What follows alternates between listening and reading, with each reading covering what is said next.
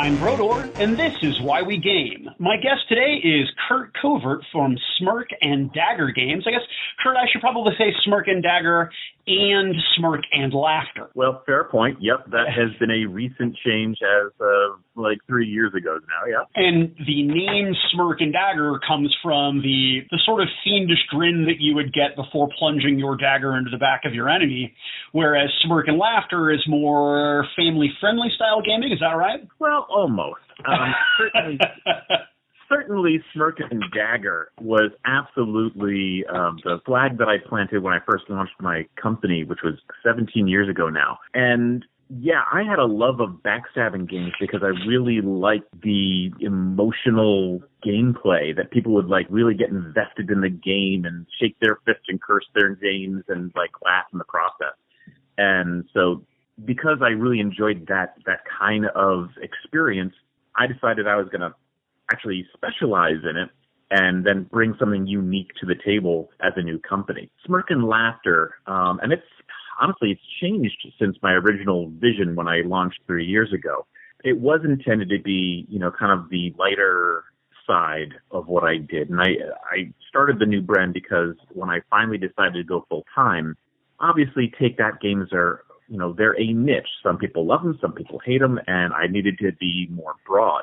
But I still hung on to the idea that I really love games that deeply immerse you. I love to engage your emotions while we play, regardless of how that happens. And what I think Smirk and Laughter actually has become now is just another, so long as it's not like backstabbing and that sort of thing, any other emotion that we can stir and connect with makes it more in the Smirk and Laughter line. So that's how I define them now. You'll forgive me, I'm going to steal a term from Justin Gary, and I'm going to say the core tension of Smirk and Dagger and Smirk and Laughter is going to be the emotional impact of the game. Yeah, I want people to feel something at the table. And I don't necessarily, at this point, define what that is. I just want you to have an experience that transcends the math of moving pieces around the board and optimizing your point. I can also kind of compare it to like a more narrative experience. When you leave the table from playing one of my games, I want you to talk about the experience you had, like you lived the experience, not about how you optimized your point or the strategy that you took. I want you to talk about it like you experienced a movie and you were a character in it. And man, when X and so happened, I want you to talk about it in terms of a living experience that you actually felt. And I think that's really what defines it for me. That's what I get excited about. So do you find then that as a gamer, when you're playing games that are games that you have not designed, what are the kind of games that then you gravitate to as a fan? So that's a fair point. And quite honestly, that probably even goes to the games that first inspired me. Obviously, I have always loved take that style games because they do turn up people's emotions. The game that got me into, that I kind of crafted my vision, things like Wiz War from Tom Jolly, where it was absolutely that spell, counter spell, seal someone in a wall, watch them curse my name. I just loved it. I thought it was great. But I also like games that sometimes they'll artificially add tension by adding a timer. Sometimes it's a push your luck mechanic that I really enjoy. And sometimes it's really just a great narrative where the theme of the game blends so beautifully with the mechanics that I immerse myself in that game. So broadly, those are the types of titles that excite me. Now, mind you, I love games of all types, so I'm a huge chess player. I love Euros, though it's not my first go-to. I tend to like things that have a little bit more casual weight, but I really enjoy games of all types and all experiences. But yeah, when it's games that I am creating myself, I'm looking for a particular type of engagement. If you don't mind me asking you a personal question, I'm 45 years old. How old are you? I am 54, pretty sure. The reason I ask that is I really feel that there is a generational distinction between older gamers and newer gamers. And I hate to use the word zeitgeist because it makes me sound like a pretentious douchebag. But the zeitgeist of gaming really has changed over the years in a lot of different capacities. For example, if you look at miniature games have gone from like these big, bulky conveyor of death, square base visual atrocities to being small unit count, larger base, larger figures, less bullshit to deal with, if you will. Role-playing games have moved from things like first edition to Dungeons & Dragons to stuff like Fate and the Forged in the Dark style games. Do you see board gaming moving in a direction where it is more of, as you're trying to capture, an emotional experience versus a mechanical experience? I don't know if I would necessarily say that gaming is moving particularly in one direction or another. And I think one of the beautiful things about having so many creators, so many designers, so many different companies is that you're going to be able to find as a gamer something that really suits you and what you most love about gaming. And no matter what mechanic or type of game that you call out, you're going to find some people that's their favorite thing, and someone else is me like that's the worst game ever. And that's good. That's what keeps the community expanding, changing, evolving, and always kind of pushing the boundaries. And I think that's where growth and interest continues to make games better. What I will say is that I think with things like the advent of Kickstarter changed the gaming world in all kinds of ways. But in one small way, what they did was it really forced games to be treated more like art, and specifically the actual art, the minis, the sculpting, everything had to raise its game. And quite honestly, it's not that games should never have done that before, but it was really more focused on the mechanics back in the 80s. You would cut out your own tokens, and they might just be flat art, more icons than illustration. Now, those kind of games wouldn't fly. They wouldn't sell, because the expectation is that they're going to be grand creations. And that is propelled by the fact that when people come to a Kickstarter and they want to get excited, and but if I pledge now, later on, things are going to get better and better. And there's this expectation that games are going to be monstrous and cool and visionary. It's raised the game of even games that are not going to Kickstarter. That's an interesting conundrum, because there is a part of me that suspects that design idea is not sustainable. Eventually, do you think people are going to get tired of these big, bulky things and just want to go back to a simpler game design? Let me clarify. Overweighted games are never going to be preferred in terms of when you're at the table. They're just clunky, big, overweighted games are just not as good. That doesn't mean it won't get people excited when they see all the stuff. But honestly, when the stuff is more creating a better experience for the game, whether that's through art, whether that's through component improvements, those types of things I think will always be appreciated. When you get into adding a whole bunch of rules that really had no business being in the game, but you added them because now you've got an expansion that comes with the game that either, in some cases, it either needed or it really doesn't need, and it just weighs it down, which can happen anytime you expand a game. I think that's where things kind of get in the way. Already, you'll see a lot of people who get their Kickstarter, and it sounded so cool, it looked amazing, but the gameplay isn't where they hoped it was. I honestly, I've just personally started on Kickstarter. I did my very first one earlier this year, and I've got another one coming up. The next game that you're kickstarting in June is The Nightcade. That's correct. But honestly, these are games that they would essentially appear in this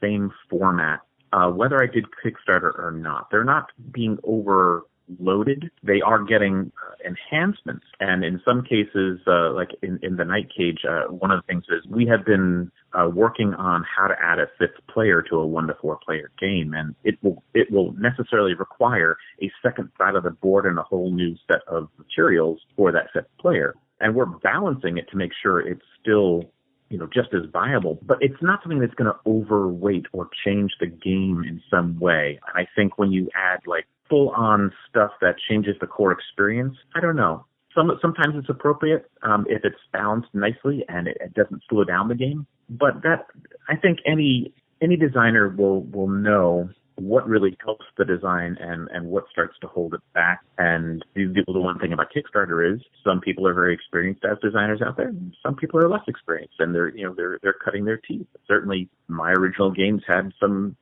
bumps as well. So, but it brought down the barrier that existed when I started. Now, really, anyone who has a vision and the wherewithal can get a game published, and that's pretty wild. When you first started, even before you did Hex, and you were doing sort of your own on-the-side design projects, not professionally, just as your own passion projects, it was it was a totally different world, both as far as accessibility and culturally the acceptance of the hobby. And you're a few years older than I am. You're close to the age of my older brother, he's the guy that got me into gaming. When you were young, how did you first get exposed to the hobby? What was that thing that said, oh, there's a world that exists that I'm not a part of, and I want to get into that world? Oh, well, so I think like a lot of people, Dungeons and Dragons was one of those games that I started out in high school and just instantly fell in love with it. Of course, I had a very strange, for the time, D&D group. We were a whole bunch of drama club nerds, and so my D&D group was me and 6 other women, just all drama club kids. And we used to get together and we invited like some of the other guys, but they just weren't really that into it. So we just kept on going. That was our group. So yeah, D&D really for the most part. And then it wasn't until after college that I really got back into board gaming per se. And I got introduced to board games a second time by a friend of mine, Fritz Bronner, who was an actor out in L.A., and he was actually the star of a movie that I was working on as a PA. And he was great. Instead of like hanging out with the producer and the director, he really had fun hanging out with the PAs, all the production assistants during the breaks, and we would, hang out and laugh and play laser tag that he had in his trunk. And when we went on location, we were 2 weeks in a hotel, and he started bringing board games, and I really got excited to be playing Access and Allies and all kinds of other things. And from that point, I was like, wow, this is cool. And he was actually designing a game which was called Liftoff, which was a game about could you successfully get your astronauts, develop a space program, and get them to the moon and back safely, which did get published. In fact, I think he is planning right now to re-release that game. So yeah, that's how I kind of got back into it. Do you still do any role-playing game stuff? I do. In fact, the one thing that COVID has done is there have been a lot of people who've been, reaching out, wanting to reconnect. So I have started playing. See, I've got a Roll20 D&D campaign with my original college group. Then I've got another group that is playing Jonathan Loveley and Jeff's game, a Critical Go Westerly. It's a small RPG game that was, at one point, I think they had designed it to be like the Red Dragon in the role-playing game, but it ended up becoming something all its own, but it's got that same sort of light humor to it. In any case, it's a blast. You went from being exposed to D&D to getting back into board games, and then, if I remember correctly from a different interview that I watched with you from a few years ago, you did some expansion board game design for Star Trek Red Alert, and that sort of led you into developing Hex? Yeah, there's actually quite a number of years between one and the other, but I had started creating expansion to games that I loved. Like I love Dungeon Quest, and I thought it would be fun to create a new way to play Dungeon Quest. So I created an expansion of that, and my friends and I played. And I did that, with a couple other things, and I sent some new ideas for Wiz War cards out to Tom Jolly because I loved his game like crazy. And then, I got into this collectible Star Trek game called Red Alert. It was a disc flipping game. In other ways, it played a little bit like Star Wars, X-Wing. It had that kind of, flight mechanic to it. In any case, they ended up with like a license that conflicted. They had the Star Trek license, and then this company picked up Star Trek license. And you couldn't have Star Trek and Star Wars at the same time. So they said, well, you got to choose one. So they went with Star Wars and they dumped Star Trek, and the game was dead. It was a collectible card game, and only the first set came out. And, of course, the designers were upset, the fans were upset, but they released the data for, like, here's the first expansion we were going to do. And I was like, well, I'm a graphic artist. I can totally create these things. They're going to look just like they would have if they came out normally.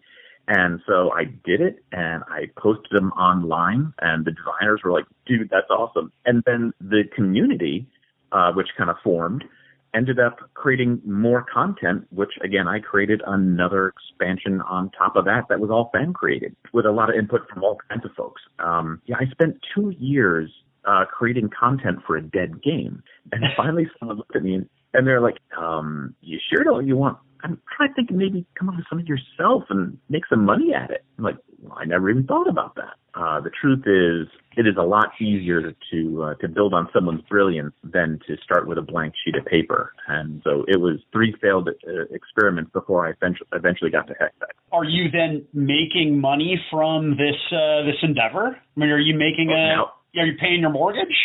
Nowadays? Yeah. Okay. Well, so yeah, for 14 years I did it. For 14 years I did it alongside my other career as a marketing guy. I was a creative director for an agency. For an agency. Now, and forgive my ignorance, but when you say for an advertising agency? Well, it was a promotion agency. But, for example, I had clients like Dan and Yogurt and Jameson Irish Whiskey, and I would create the stuff that when you went into the bar on St. Patty's Day, all that stuff you saw around the bar from Jameson our team developed it. When you went into the grocery store and there was a new sweepstakes on the pack of Danimals yogurt, well, our team did that. So okay. It was that kind of thing. Your theater background, your graphic design background, and your marketing background, now all of those 3 factors make a lot more sense because your presentation, both on the floor of a convention, in an interview, on the phone, you're extremely confident. You don't stumble over your words. You don't have to pause and say, let me phrase that differently, like a lot of us do. You have a skill set that is really, not exclusive in this industry, but certainly relatively unique by comparison. You have some background with you that gives you a competitive edge. Well, I will say that it has certainly come in handy, and what it has allowed me to do, because I do all my own graphic art, the boxes and the cards and everything else that you see, I don't hire that out. I do all that myself still. I'm a copywriter, so I do all the writing of the rule books. I've been able to utilize a lot of the different skill sets that I have that has allowed me to basically be the company.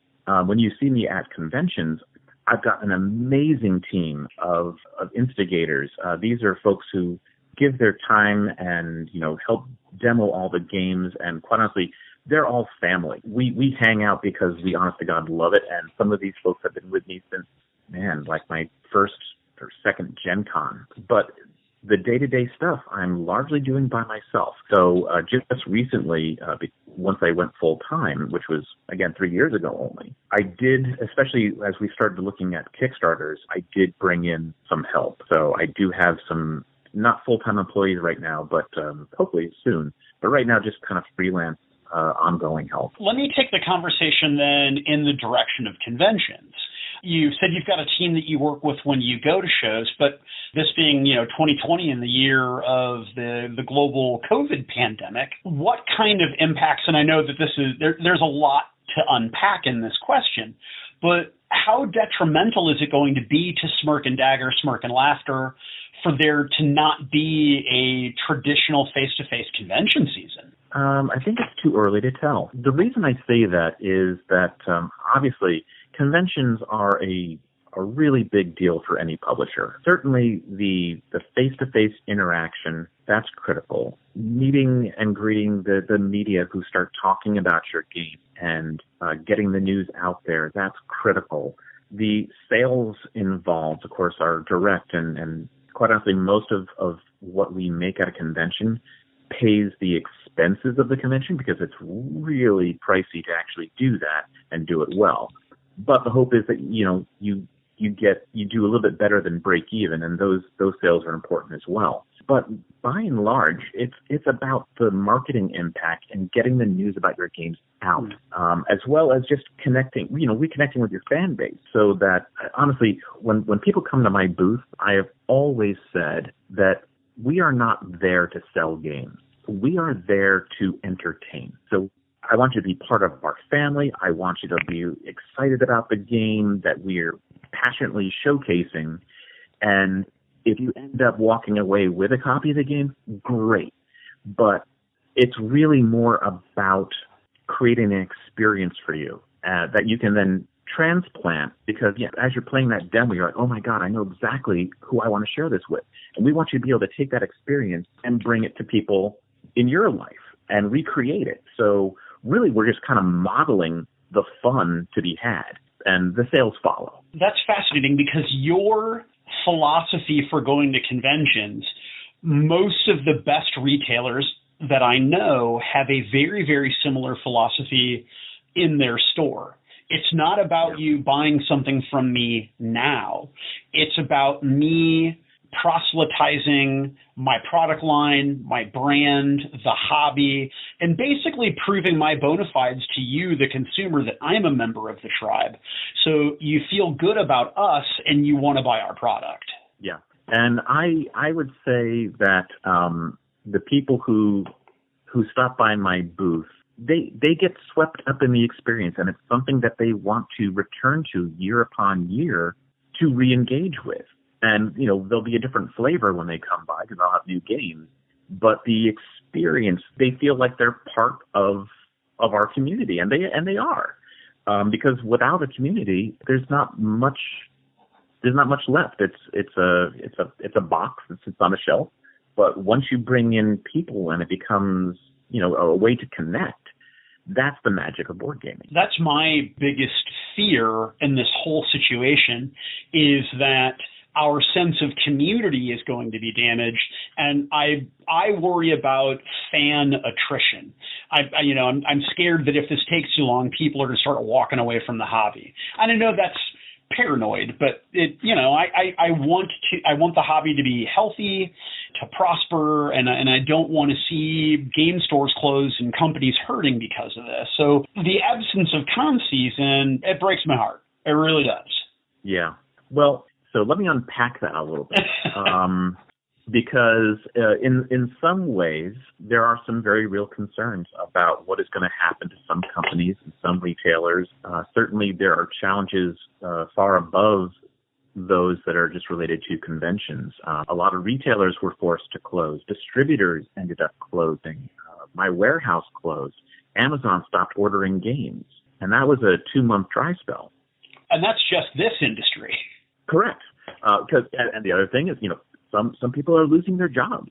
So, if we end up getting plunged into a full depression, well, there's not going to be any extra cash to put into board games really at all. Or maybe there will be some, but certainly not enough to support the 5,000 games a year that have been coming out. So there are concerns, but I don't know that my concern is that the lack of convention season is going to break the community and have people leave the industry, because I'm seeing a lot of indications that people are trying to find ways to overcome that in different ways. Mm-hmm. And one of the big ways is you're seeing a lot of online conventions, and you're also seeing a lot of digital porting over of games into a community space like Tabletop Simulator, Tabletopia. You did that with Cutthroat Caverns a couple of years ago, right? Oh, well, Cutthroat Caverns became an app just last year. Oh, it was last year. Okay. Yeah, forgive me. Yeah. Yeah, and I think app games are slightly different than what I'm talking about, because certainly people, enjoy app games and have since they really started becoming, ported over. But I think what's happening right now is that people are finding ways to gather in an online space with headphones connected and still be able to talk and socialize with the people they're playing with. And that's, you can do that on Tabletop Simulator, for example, where we're hosting a bunch of our games. And we're even able to now stream so we can share those experiences with others. So you can look at our digital environment of the board game as well as the windows of all of us playing. Some people are just like fascinated to watch and see all the interactions because we just did one with my team of instigators for the Night Cage. And it was fun because we were being just who we are. Like when you come to see us at shows, we have that same camaraderie and you get to share in our sense of family as we play a game, which you're learning as we play. I never really wanted to get involved in Tabletop Simulator or other digital formats like that or port my games into them because I was focused on the physical game. But I have to say, I don't think that this is a space that is going to go away after COVID leaves. I think it's a new way that people are going to experience games remotely. My team, I only see at conventions because they live all across the country. We don't live close to each other. Through something like this, we can all get together, not just play games we have released, but now I'm putting prototype games up on those platforms, and I get to play test with my team when I'm not at a convention. It can just be a Thursday. That is an excellent point. For me, it is not my preferred style of communication. Frankly, I would much rather be sitting down with you face to face and having this conversation. So certainly everyone would. Yeah, absolutely.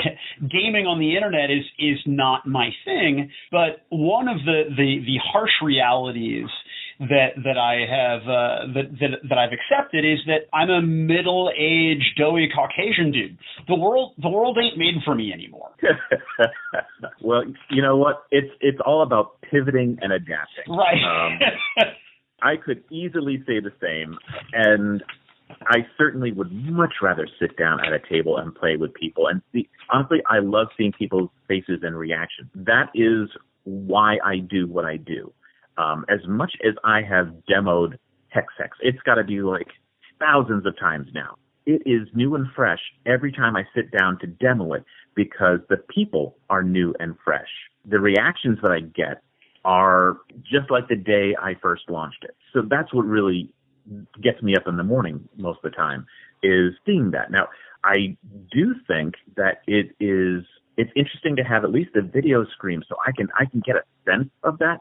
Would I rather be in the room? Sure. But I still am able to derive a similar type of joy from it. And I think that's what will make it stay. Did you have any major product releases slated for Gen Con or Origins this year? Well, COVID has thrown a wrench into everybody's plans. Mm-hmm.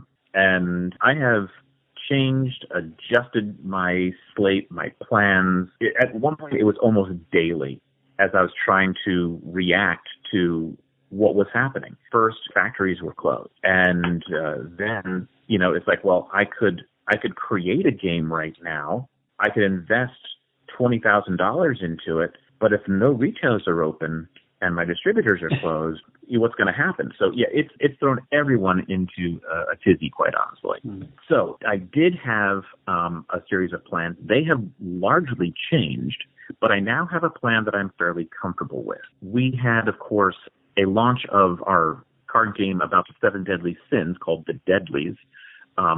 That launched into retail the week of the Gamma Trade Show in March. That was the week before the world went to hell. It was almost like a stillbirth because there was no time for people to get into stores and see it and appreciate it and walk out with it. So it's out there. I have it for sale. The stores that are open probably do as well, but the whole industry got shut down. And with it, all the new releases, some still waiting in the warehouses, some that just got released and had nowhere to go. The Deadlies is one of those games, but it is amazing, and I have high hopes that will rekindle itself. And speaking of rekindling, I did have in February my very first Kickstarter, which was called Cinder. Well done. That was a good transition. Yeah.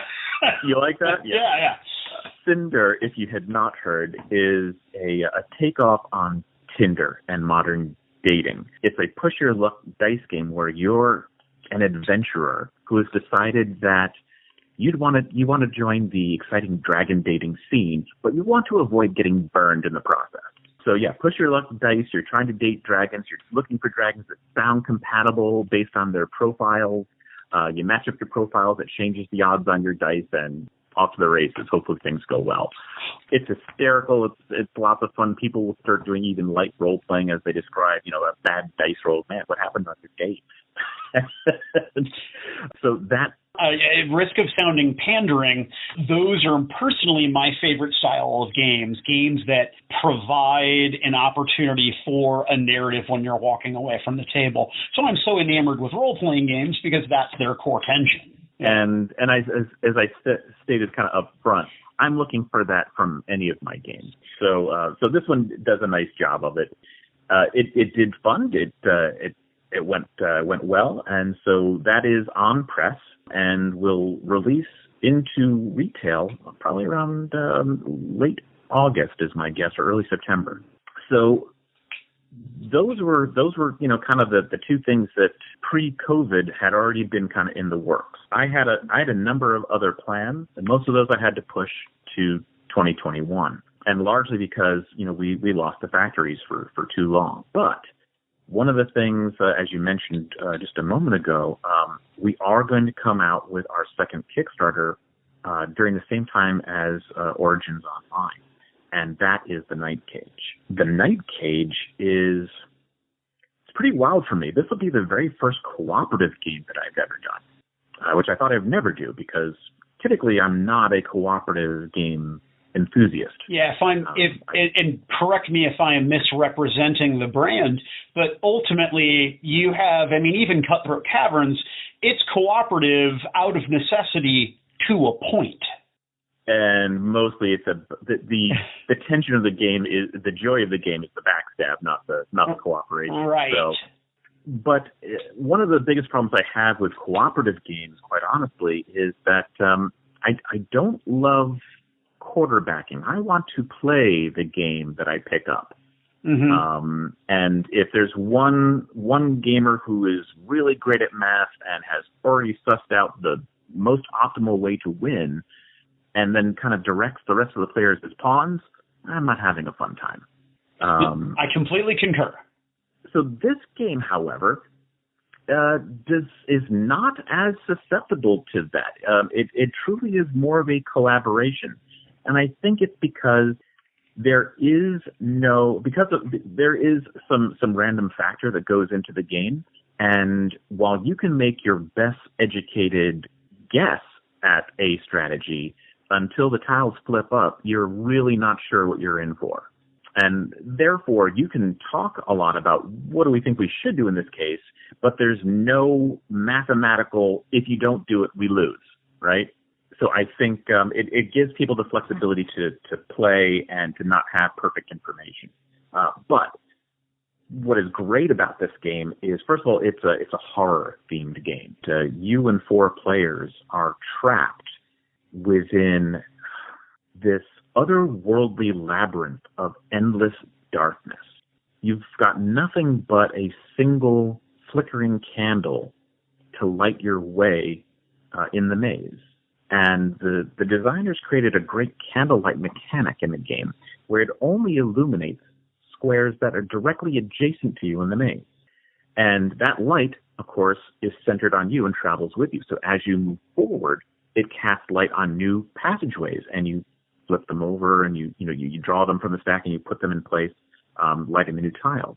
And things that you left behind that are no longer one square away from your candle, they don't just go dark. They disappear forever. You just take them off the table. You do. And if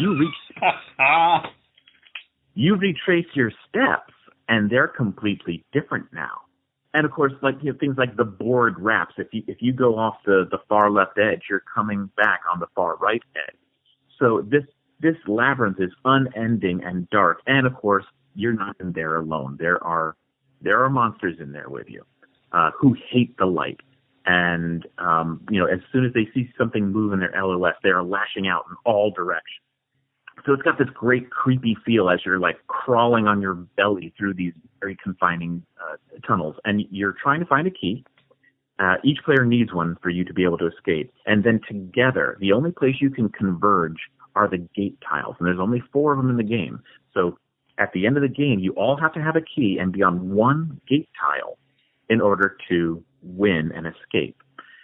But again, with this traveling light idea, if you found a gate early on, before you even had a key maybe, if you decide to move past that gate, the gate disappears. And now one of your options is gone. So it takes a lot of strategy, a lot of discussion, and quite honestly, a little bit of luck to actually get through the Night Cage. But it's got some great theme. You'll be talking about the experience of playing, and again, that's what I love. I want there to be a narrative arc in your game. I want you to live through a movie and feel something. So this is a great example of that. You spoke earlier about you're going to miss with convention season. You're going to miss the networking and seeing your team and meeting with customers and other industry professionals and just the camaraderie of it. What are you not going to miss? What's the thing that you hate doing at conventions that you're happy you don't have to do this season? I'm kind of an odd person in many ways. Other than becoming a gaming professional? Yeah.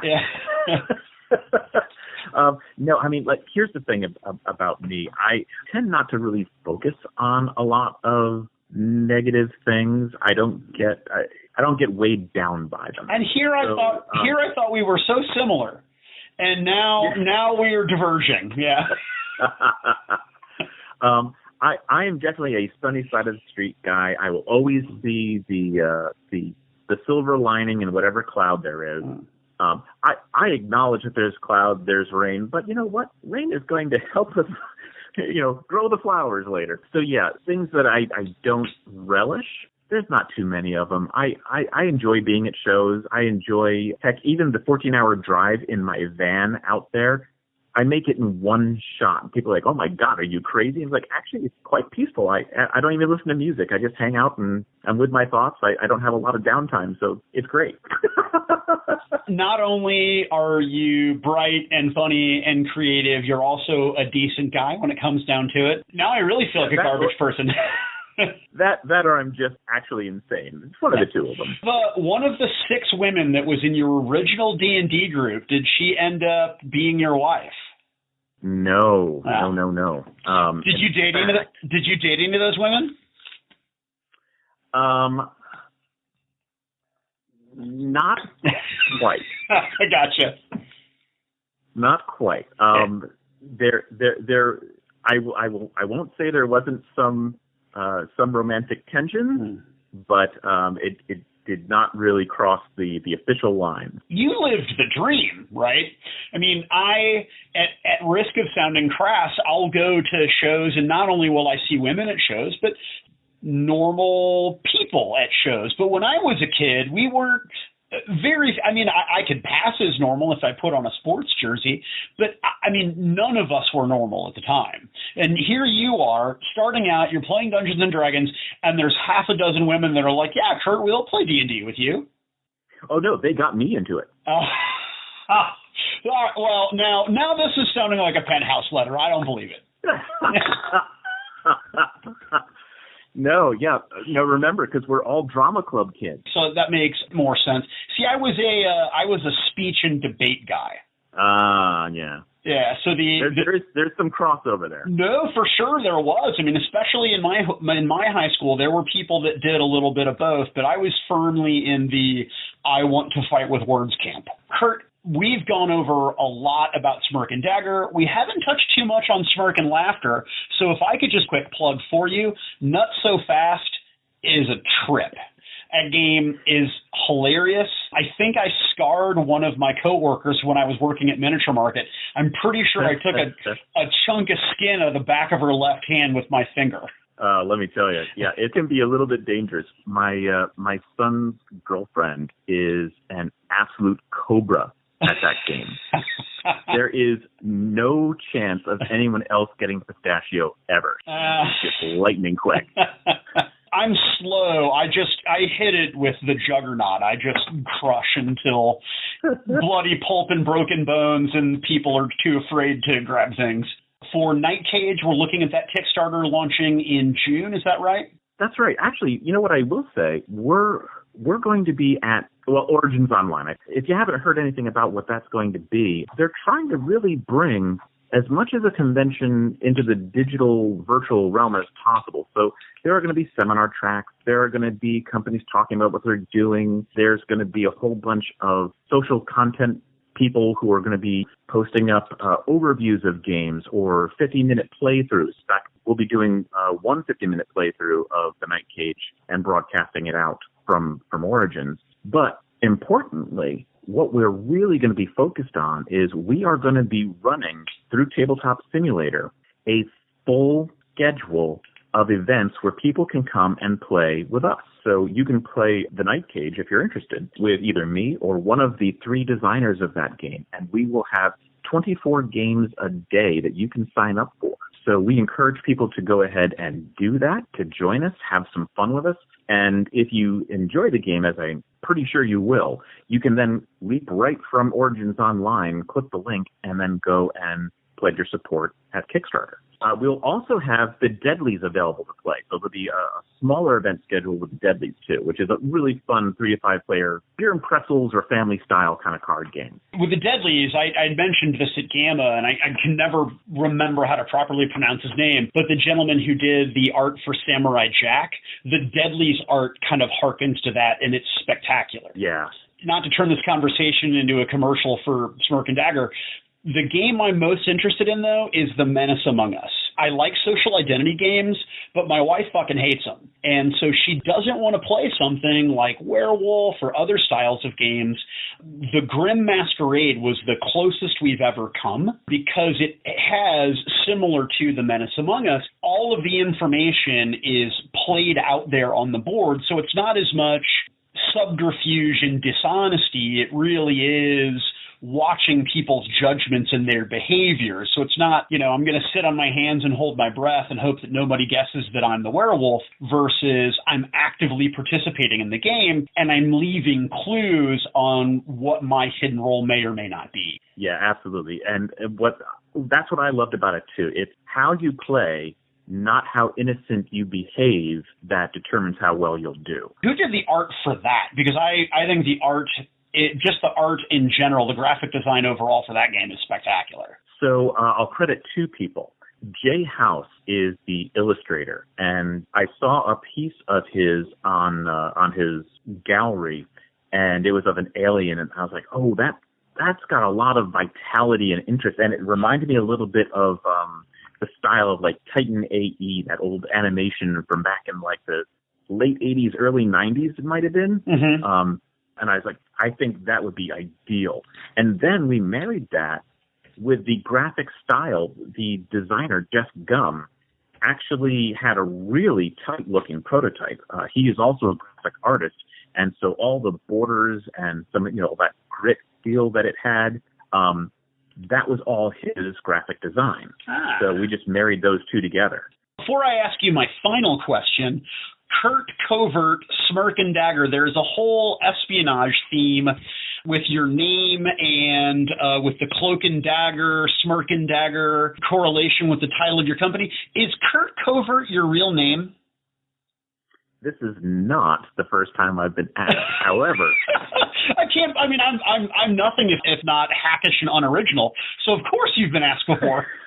Yeah, obviously, I think it's come up a lot more often once I opened Smirk and Dagger Games. But yeah, that is my actual given name. It's almost like a Marvel name as well. Curt Covert, Peter Parker, Yeah, it's a nice, snappy, alliteration's not the right word, but you know what I mean. Yeah, but I actually there was at one point, someone came up to me and they asked permission. They had a game design that was, spies and espionage based. And they said, we've got this game that we're working on, but we'd like to use your name in it. Would it be a problem if we called this game Get Curt Covert? See, it didn't end up getting produced. I would have had Curt Covert, but the R's would be backwards and the C's would be K's. And I'd be like, well, bring your lawsuit whenever you want. My Curt's totally different. So if people are interested in finding you, whether it be at the Origins Online Con or they want to reach out and they want to check out your product, is there a website and or Facebook page where we could check out your works? Yeah, we're pretty easy to find.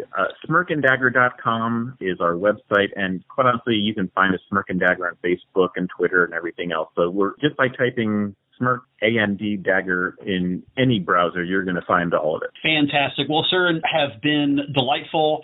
I hope to see you physically in the near future when we are both at the physical Origins, since it's been rescheduled in October. I wish you the best of luck, and I cannot thank you enough for your time. I really, really appreciate it.